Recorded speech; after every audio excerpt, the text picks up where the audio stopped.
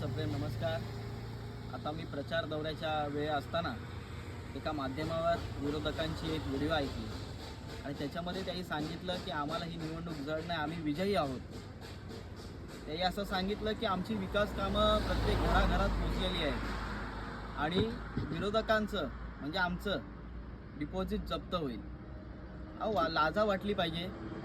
आज वालीसारख्या ठिकाणी गेलो, त्यानंतर खेड्यासारख्या ठिकाणी गेलो, अनेक असे दुर्गम भागात गेलो आपल्या जिल्हा परिषद भुवनेश्वर गटात, तर काही ठिकाणी नेटवर्क नाही, अजून आपण त्यांना नेटवर्क देऊ शकलो नाही। माझ्या माता भगिनींच्या डोक्यावरचा हंडा आपण अजून उतरू शकलात नाही। त्याचप्रमाणे जर आपण युवकांच्या तरुणांच्या रोजगाराचा संदर्भातला जो प्रश्न आहे तो अजून मार्गी लावू शकलात नाही। आज वाड्या वस्तीवर जा, आज मी प्रचार करतोय, रात्रीचा कष्ट करून प्रचार करतोय।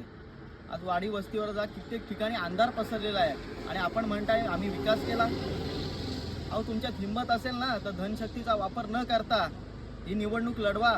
माझा बेरोजगार तरुण, माझे आदिवासी बांधव, दलित बांधव आणि माझे सर्व मतदार बंधू ठरवतील की नक्की विजय कोणाचा करायचा आणि कोणाचा डिपॉझिट जप्त करायचा। धन्यवाद।